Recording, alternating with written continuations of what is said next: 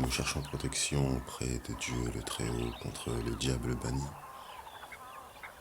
Bienvenue dans la partie 7 de notre histoire de Youssouf, Joseph, le prophète véridique de Dieu. Notre cher prophète Youssouf, paix sur lui, qui est devenu le ministre de Dieu unique, l'administrateur par excellence sur toute chose, avait remis de l'ordre et de la paix dans la nation avec ses réussites et les prophéties du roi qu'il avait enseignées au peuple d'Égypte. Il était vraiment très généreux avec les gens et férocement attaché à détacher les gens de l'adoration des idoles et farandoles artificielles du divertissement atomique. Youssouf accueillait donc tous les étrangers et migrants des villes, régions et pays alentours avec la bienveillance et la gratitude, l'adoration qu'il avait envers son Créateur. Car oui, Youssouf est un enfant qui a été volé à son père, le prophète Yacoub, paix sur lui. Et les histoires dans son enfance avec son ascension pharaonique de montée et descente d'organes spectaculaires et majestueuses prouvent que la foi en Dieu, le solide et le fort puissant, raffermit un jeune enfant qui fut jeté dans un puits, laissé pour mort, par ses 10 lâches de frères, jaloux et traîtres qui ont écouté les paroles de Satan, le maudit banni. Un enfant éloigné et volé à son père par le vice et la haine. Puis, qui fut sauvé en étant récupéré et vendu comme esclave en Égypte. Devenant donc un exemplaire serviteur de notre Créateur, Youssouf a grandi dans la miséricorde de Dieu au milieu d'un peuple qui adore les idoles et renie Dieu, unique. Ces gens renient Dieu. Nous sommes d'accord, ils renient ce qui a créé la vie. Alors, Youssouf fut un jeune enfant adopté, devenant le noble vaillant serviteur universel d'une famille d'accueil dans un palais du royaume des pays du nord-est de l'Afrique, en pleine expansion. Il enseigna par ses comportements la véritable noblesse de Dieu, la véritable compassion et l'empathie universelle qu'un être humain peut avoir par la grâce de Dieu, sans jamais, oh non, jamais, sans jamais associer quoi que ce soit à Dieu, ni adorer quoi que ce soit en dehors de Dieu, l'unique, le Très-Haut. Notre prophète véridique assistait donc à tous les échanges de denrées contre des marchandises de tout le pays. Il avait l'œil sur tout. Et à l'époque, il n'y avait pas le train, ni l'avion, ni le Concorde, t'as vu? Donc, avec son équipe de bienfaisants, qui ont grandi et évolué avec lui depuis son enfance, Youssouf envoyait ses émissaires de confiance et anciens compagnons de prison, qui ont tous été graciés, libérés, et ils ont été acquittés, puis réhabilités, et non la fausse intégration, hein, n'est-ce pas? Ce n'est pas pareil. That's not the same. C'est pas même bagaille là. C'est pas même chose là. Chocolat n'est pas comme le nougat. Donc la gestion des denrées était vraiment très bien gérée. Mais un jour, un des proches alliés de notre prophète informa Youssouf de l'arrivée d'un groupe qui venait de la Palestine. Son père Jacob, paix sur lui, de Palestine, descendant de notre grand-père Abraham, paix sur lui, habite dans cette région. Donc 10 hommes qui arrivent de Palestine, franchement, il ne faut pas avoir bac+6 pour comprendre les probabilités. Youssouf ordonna donc à ses associés et ses collaborateurs d'accueillir avec la plus grande bienveillance les 10 frères et de les accompagner jusqu'à son palais. Oui, Youssouf a son propre palais et tous les gens des prisons et l'esclavage fut aboli. Donc il a aboli l'esclavage et tous les gens qui étaient en prison, maintenant ils travaillaient pour la nation. Voilà, ils ont été pardonnés et puis ils ne font plus de bêtises. Voilà, tout simplement. Et ceux qui continuaient et qui avaient envie vraiment de faire des bêtises, ils étaient mis dans des prisons. Pour de vrai, parce que là, ils veulent volontairement faire du mal. Donc du coup, eux, ils y restent. Alors, nous en étions où? L'esclavage fut aboli dans tout le pays. Les gens avaient les choix des métiers et pouvaient tous participer à la bienséance des décisions pour le pays. Youssouf concertait et questionnait énormément le peuple et les gens qui l'entouraient. Il ne prenait aucune décision sans avoir eu tous les avis et les idées des habitants et celles du roi dans son royaume. Puis évidemment, et par Dieu unique, Youssouf demandait en prière à Dieu de prendre les meilleures décisions. Catégoriquement, parfaite à chaque fois, car Dieu décide, c'est pas Youssouf qui décide. Dieu unique décide, pas toi. Les 10 frères entrèrent donc chez le modeste et humble ministre Joseph le Véridique de Dieu le Très-Haut. Après des dizaines d'années de séparation, imaginez donc que les 10 fils de notre oncle et prophète Israël Yacoub sont dans un palais où le gouverneur du pays et ministre du roi est leur petit frère qui est mort dans un puits, ou disparu depuis fort longtemps. Alors, quand Youssouf est rentré chez lui, il les a reconnus tout de suite, malgré les années passées loin d'eux, et malgré que leurs apparences aient changé. Attendez, un instant très important. Seriez-vous capable, vous qui nous écoutez, de fermer les yeux et reconnaître le bruit des pas, de la démarche de quelqu'un de votre famille chez vous? Seriez-vous capable de faire la différence entre quelqu'un qui sourit au téléphone alors que vous ne la voyez pas? Êtes-vous capable, toujours les yeux fermés, de reconnaître la voix et les ondes de choc que dégage l'esprit et les paroles de quelqu'un que vous connaissez? Mais qu'est-ce que connaître quelqu'un finalement? Maintenant, nous ici, nous commençons à nous connaître. Ainsi, les yeux fermés et dans une pièce avec plein de personnes autour de vous, seriez-vous capable de reconnaître l'odeur et la voix de votre mère? Si oui, bravo. Vous êtes un individu normal. Sinon, alors t'as passé ton temps dans des futilités dans ta vie. Des futilités.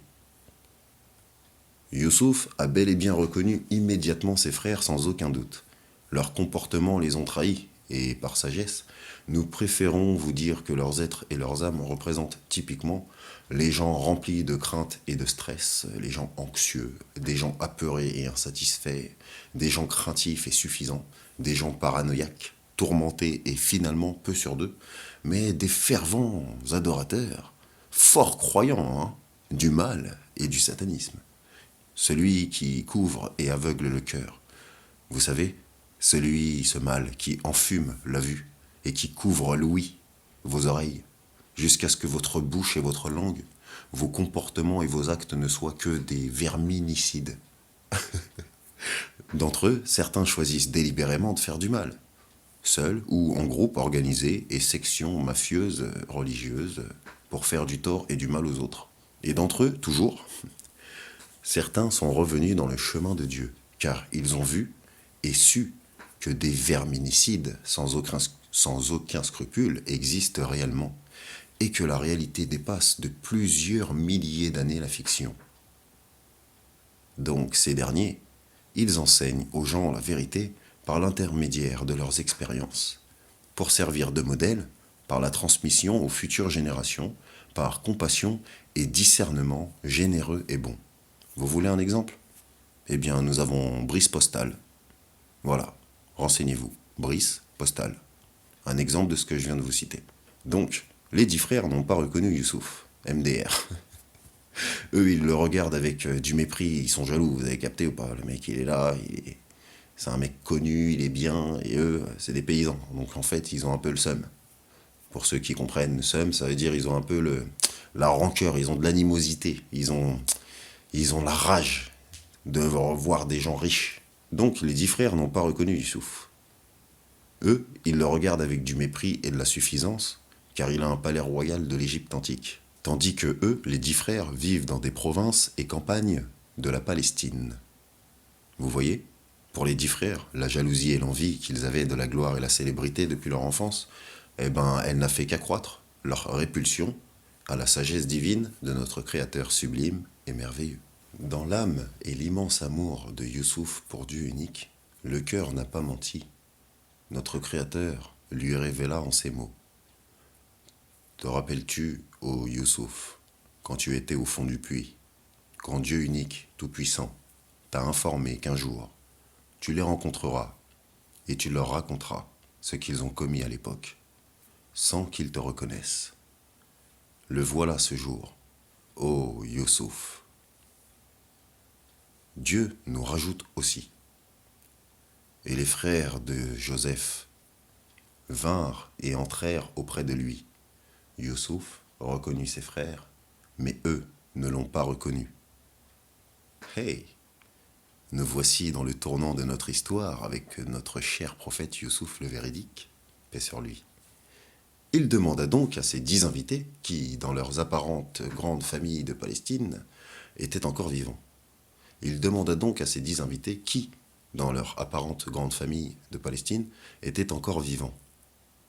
N'oubliez pas que Youssouf pose des questions à ses frères là, et ils ne savent pas que c'est Youssouf, donc ils sont obligés de répondre. Il y a des soldats et une armée très respectée ici, hein, dans ce pays d'Égypte, donc il ne faut pas trop faire les malins ni mentir, normalement. Allez, on va rajouter de la sauce piquante. Notre prophète retient ses larmes et met en avant sa stature et posture de ministre pour s'adresser à eux dans l'apparence, mais au fond de son cœur, il a une envie pressante et incontrôlable d'attraper tous ses frères et leur faire plein de câlins et de bisous et leur dire comment ils lui ont manqué, comment il les aime, qu'il les a déjà pardonnés il y a longtemps, qu'il y a longtemps il leur a pardonné, que cette histoire du puits et de cette injustice là c'est terminé. Mais non, non, Dieu lui a donné un ordre. Il n'a pas le droit de dévier de cet ordre, car sinon il deviendrait injuste envers Dieu qui a fort miraculeusement sauvé ce petit enfant Youssouf de l'injustice de tous ces traîtres de frères, justement, qui n'avaient pensé qu'à leur profit et intérêt dans la vie. Ils répondirent au ministre noble et véridique de l'économie et la bienveillance. Il nous reste notre père et un frère nommé Benyamin. Youssouf, vraiment très intelligent, demanda donc: Pourquoi votre frère Benyamin n'est pas avec vous? Pourquoi ne l'avez-vous pas ramené? Les 10 traîtres répondirent: Notre père ne nous laisse pas l'emmener avec nous. Et comme depuis le début de nos aventures, je vous dis que Dieu unique a créé le rire et le pleur, eh bien, c'est parti. Youssouf dit alors à ces 10 traîtres hommes: Si vous revenez un jour, je ne vous donnerai rien en alimentation, rien en alimentation, ni en boisson, sauf si vous revenez avec votre petit frère, sauf si vous revenez avec votre petit frère Benyamin. Alors, Youssouf échangea de la nourriture contre leurs marchandises et les informa de ses conditions, pour le jour où ils devront revenir en Égypte. Mais, subtilement, et de manière très surprenante, Youssouf demanda à un de ses serviteurs de remettre toute la marchandise reçue, avec la nourriture échangée, sans que les frères ne s'en aperçoivent. N'ayant rien remarqué d'anormal, les frères repartirent donc tous en Palestine chez tonton Yacoub, paix sur lui. Quand ils arrivèrent en Palestine, ils partirent voir le papa Yacoub et lui dirent: L'homme d'Égypte nous a donné de la nourriture cette fois-ci, mais nous ne pourrons pas retourner là-bas. Eh ouais, l'homme exige des conditions pour que nous puissions y revenir faire des échanges. Yacoub demanda alors: Ah bon? Et quelles conditions exige cet homme d'Égypte? Et les 10 traîtres de fils dirent à leur père: Sauf si on emmène notre frère Benyamin avec nous. Si on emmène Benyamin, c'est bon. Est-ce que vous arrivez à essayer d'imaginer la tête de Yacoub là, à ce moment-là, ou pas? En fait, la tête d'un papa ou d'un tonton ou un tuteur. Il y a 10 de tes fils, des garçons, qui te mentent depuis toute leur vie. Et là, ils te sortent une histoire et ils pensent qu'on va les croire.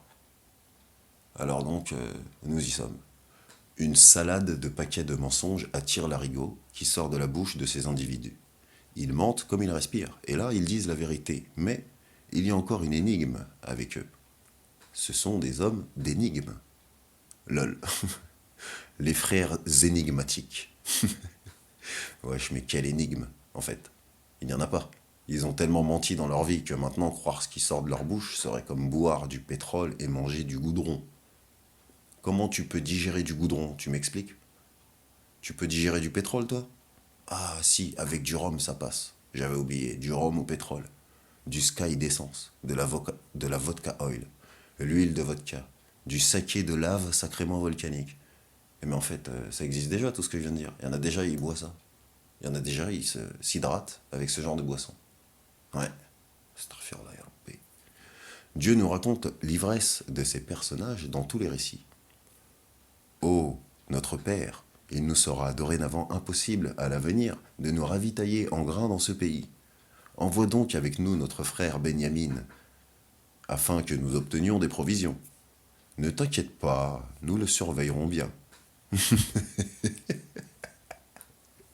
Mesquine, mesquine Yacoub, paix sur lui. Comment croire et avaler une limonade de mensonges de ses fils, sans faire de gaz et avoir les yeux émoustillés de larmes électriques? Vous avez vu comment ils ont tourné cet événement en leur faveur ou pas? Et ils ont carrément cru que la vérité fonctionnerait en fait, là. Alors que la dernière fois qu'ils ont demandé une chose pareille à leur père, il y a plus de 10 ans, Youssouf, paix sur lui, le petit frère, n'est jamais revenu. Donc Jacob est dans un chagrin profond là. Nous le surveillons bien, ils ont dit. Ses fils, vous vous rappelez? Et là, saison numéro 2, ils reviennent avec la même parole maudite qui efface Dieu dans l'histoire directe. Là, ils disent, nous le surveillerons bien, sans dire s'il plaît à Dieu cette fois-ci. Ah là, ils sont chauds. Ils n'ont pas dit Inch'Allah. Ah non, ils n'ont pas dit si Dieu veut. Ils n'ont pas dit s'il permet. Non. Et s'il permet quoi, d'ailleurs? Non, c'est des menteurs, les gars. Non, les frères recommencent à croire qu'ils peuvent protéger quelqu'un ou quelque chose alors qu'ils n'arrivent même pas à se sauver eux-mêmes des paroles et tentations de Satan le menteur, calomniateur, maudit Iblis, l'ennemi numéro uno, wahed one, qui les pique au slip depuis le berceau comme à tout le monde par ailleurs. Nul n'est à l'abri, sauf ceux que Dieu veut. Yacoub, paix sur lui, s'est donc rappelé par bon sens le souvenir de son Joseph bien-aimé.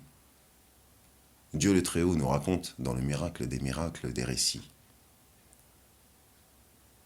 Jacob dit à ses fils, vais-je vous confier Benyamin, comme auparavant je vous avais confié son frère Youssouf? Dieu unique est vraiment le meilleur gardien et il est le plus miséricordieux des miséricordieux. Là, ils ont vu que leur père ne voulait pas céder à ce son.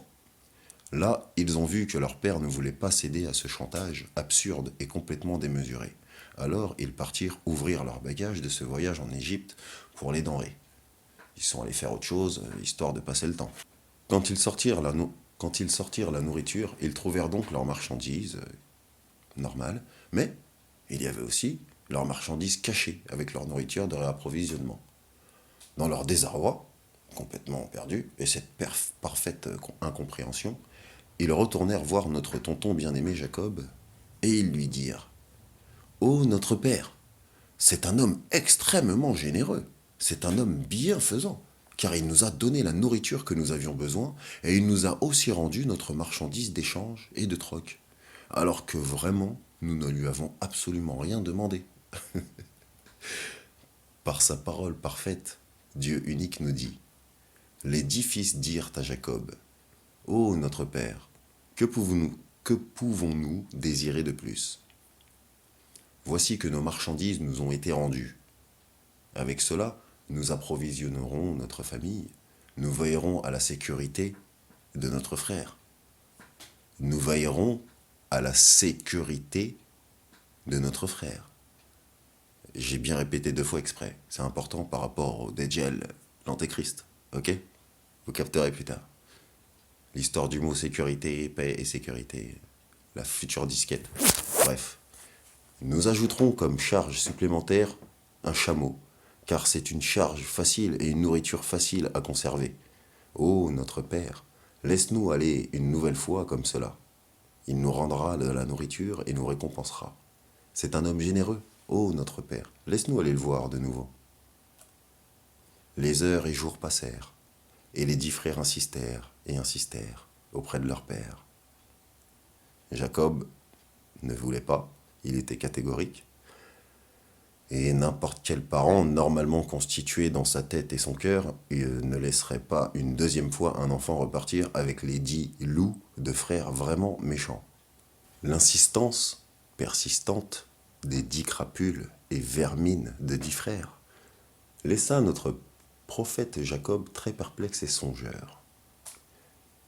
Il s'en remettait à Dieu le Très-Haut pour questionner et comprendre quelle était encore cette épreuve mystérieuse et encore en lien avec son fils. Il n'arrivait malheureusement toujours pas à comprendre ni faire de rapprochement ou de lien. Avec Abraham, par exemple. Ibrahim, paix sur lui. Bref, pour l'instant, il cède comme beaucoup de parents qui aiment avoir aussi des réponses dans les épreuves et challenges de la vie.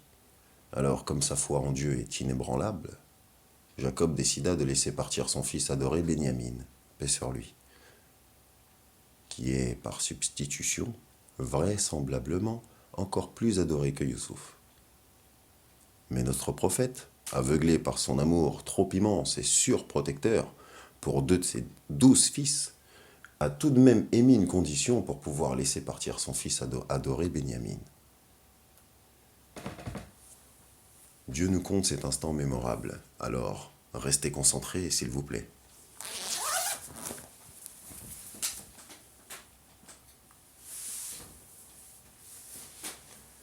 Jacob dit à ses fils, « Jamais je n'enlèverai avec vous. » Jacob dit à ses fils, « Jamais je ne l'enverrai avec vous, jusqu'à ce que vous m'apportez l'engagement formel au nom de Dieu unique. » Alors les 10 fils s'engagèrent formellement envers Jacob et donnèrent la promesse qu'ils ramèneront Benyamin sain et sauf. En cas contraire, ils meurent tous.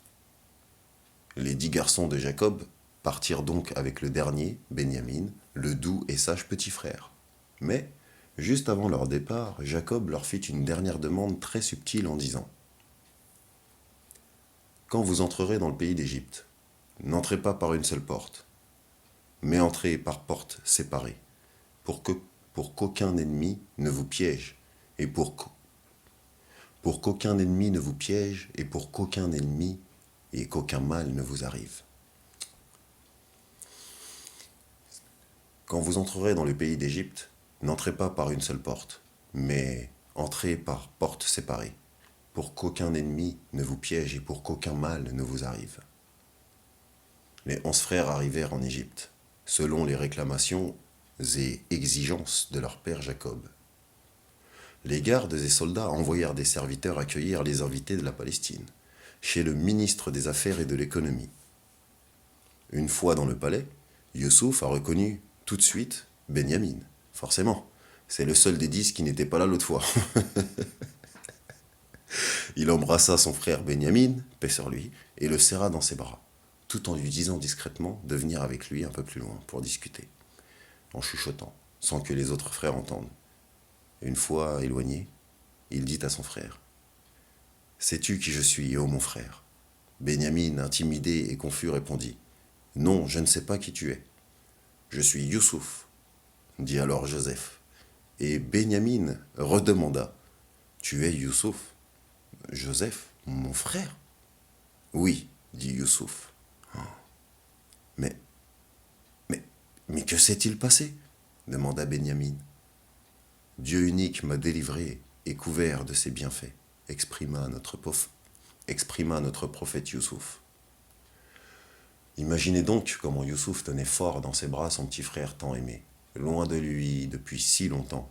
Ils s'embrassaient tous les deux et se regardaient et pleuraient, et se regardaient et pleuraient, et riaient ensemble du regard.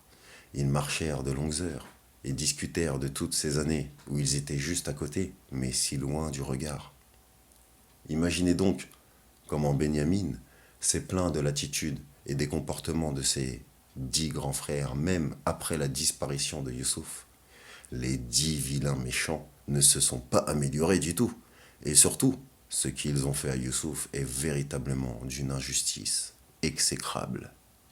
Youssouf, toujours très compatissant, selon ce que Dieu lui a enseigné, dit donc à son petit frère Benyamin. Youssouf lui dit, « Ne te chagrine pas pour ce qu'il faisait. » Quand Youssouf a échangé la nourriture contre la marchandise avec ses frères, pour la 2e fois de notre aventure, il rajouta la coupe en verre du palais, celle du roi, dans le sac de son frère Benyamin. Personne ne remarqua ça. Et quand les frères s'apprêtèrent à partir vers la Palestine, et dès qu'ils s'éloignèrent un peu du palais, un crieur au service de Youssouf appela en désignant la caravane des frères. Ensuite, le crieur annonça haut et fort, « Caravaniers, caravaniers, vous êtes des voleurs !» Wallah, Par Dieu unique, dirent-ils, vous savez certes que nous ne sommes pas venus pour semer la corruption sur le territoire et que nous ne sommes pas des voleurs. Ils revinrent donc tous dans le palais de Youssouf et déconcertés de la situation vraiment très gênante. Et le crieur annonceur, maintenant face à eux, s'exprima. Il dit, nous cherchons la grande couronne du roi. Quelle sera donc la sanction si on le trouve dans vos effets? Les frères, n'ayant comme seul moyen de défense que leurs paroles, dirent avec force, d'après notre loi, la loi de Jacob, le prophète de Dieu le Très-Haut, celui chez qui vous trouveriez la coupe et qui serait le voleur, il sera alors à vous à titre d'esclave, soumis à la victime du vol. Alors Youssouf et ses servants commencèrent à chercher dans tous les bagages et les affaires dans la nourriture, crevant les sacs de grains et les provisions du voyage. Et bien entendu, dans sa petite stratégie que Dieu unique lui a enseignée, Youssouf a pris soin de laisser le dernier bagage de son petit frère Benyamin. Puis, quand le tour de Benyamin arriva, notre prophète Youssouf fit sortir du sac de son frère la grande coupe du roi d'Égypte, sous le regard effaré des 10 frères. Et là, ils se mirent tous à crier et hurler comme des goélands en chaleur en disant « Dieu le Très-Haut nous explique encore mieux que moi. » Ils dirent « S'il a commis un vol, un frère à lui auparavant a volé aussi. S'il a commis le vol, un frère à lui nommé Youssouf a volé aussi. Oh, vous voyez, vous voyez comme Dieu le parfait connaisseur avait déjà annoncé depuis le début de notre humanité, votre ennemi est certes le diable, le banni, maudit Iblis. Les frères ne savent pas que le cher aimé et puissant Youssouf, le nouveau El-Aziz du pays d'Égypte, c'est justement leur frère Youssouf, sur qui, devant lui, là, ils sont en train de mentir, complètement conscients et relâchés, les gars. Et c'est pas fini. Parce qu'au lieu de dire qu'ils ont voulu Assassin's Creed leur petit frère Youssouf, et qu'ils ont voulu le jeter dans un puits, non, non. Eux, ils rajoutent des couches et des couches de maquillage et de rafistolage, de contrefaçon d'artifice, de carnavaval, de shaitananas. Donc, le gars qui leur donne la nourriture pour la Palestine, c'est Youssouf. Donc, le gars là, qui respecte pas, c'est quand même leur frère Youssouf, celui qui leur donne la nourriture pour le pays de la Palestine. Et eux ne le savent pas. Sauf Benyamin, qui lui est abasourdi de voir la navette spatiale d'Armageddon de l'Apocalypse Snappy Schweppes, d'Instagram, Pic et Pic et Collégramme, de lâcheté déconcertante. Les mecs ne veulent pas assumer. MDR. Ils font le mal, comme tout le monde fait sans faire exprès. On leur dit, et ils acceptent pas. Et il y en a d'autres, ils sont méchants. Mais bon, eux, ils croient, et ils deviennent meilleurs dans leur salade en boîte mexicaine du Bonjour de Montréal. Ils ne se rendent pas compte de ce qu'ils sont en train de gravir comme injustice en eux-mêmes. La parole de notre Créateur, mes frères et sœurs, est la plus parfaite quand il dit « Tu les informeras sûrement de cette affaire sans qu'ils ne s'en rendent compte. » Youssouf dit alors en lui-même avec chagrin et tristesse « Eh bien, mes frères, votre position est bien pire encore. Et Dieu unique, le Tout-Puissant, parfaitement connaisseur, connaît mieux ce que vous décrivez comme baliverne. » Après cette scène historique, les frères dirent au El-Aziz, au El-Aziz, le Youssouf, au Youssouf de la vérité de Dieu pour l'humanité, ces vilains frères dirent, « Oh, El-Azizounet, notre père est très vieux, mesquin. Saisis-toi donc de l'un de nous, à la place de notre petit frère Benyamin. » Ah, là, d'un coup, vous voyez, Benyamin redevient leur petit frère. Et il n'est plus juste le frère de Youssouf, le soi-disant voleur. Détail important.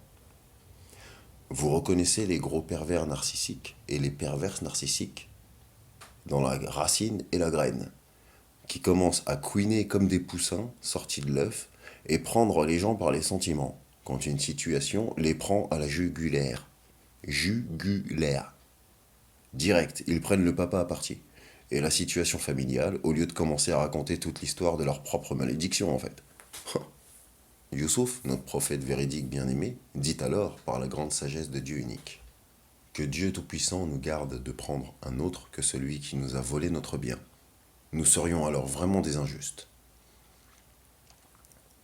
Quand ils eurent perdu espoir en Youssouf, qui, en tant que noble et modeste, humble, puissant ministre, doit prendre une décision juste, les 10 frères commencèrent à se parler entre eux, sans même demander à Benyamin quoi que ce soit, ni son avis quand même. Le plus âgé des frères, le plus sage d'entre eux, dit alors: Ne savez-vous pas que votre père a pris de vous un engagement formel au nom de Dieu unique, et que déjà, autrefois, vous y avez manqué à propos de Youssouf, notre petit frère? Eh bien moi, je ne quitterai point le territoire de l'Égypte. Je pars pas d'ici, jusqu'à ce que mon père me le permette, ou que Dieu juge en ma faveur, contre vous. Retournez à votre papa et racontez-lui donc l'histoire vous-même. Alors, 9 des frères partirent et retournèrent bredouille en Palestine chez tonton Yacoub, paix sur lui, qui avait pris de l'âge et beaucoup d'épreuves complexes dans sa vie de prophète. Une fois sur notre terre de Palestine, notre terre de Palestine, une fois sur notre terre de Palestine, les 9 frères entêtés dirent à notre tonton Yacoub, paix sur lui: Oh, notre père, ton fils a volé. Et notre tonton Youssouf, qui n'en avait strictement rien à faire de ce qu'il racontait, ne voyait juste pas avec eux Benyamin en fait. Il dit alors: Où est Benyamin? Ton fils Benyamin, il a volé la coupe du monde des nations d'Afrique du roi de l'Égypte. Oh papa, papa où t'es? T'es où papa, papa où t'es? Et où est votre frère aîné? Rajouta Yacoub. Euh, il est resté avec Benyamin, notre père Chewi Chewi Doudou.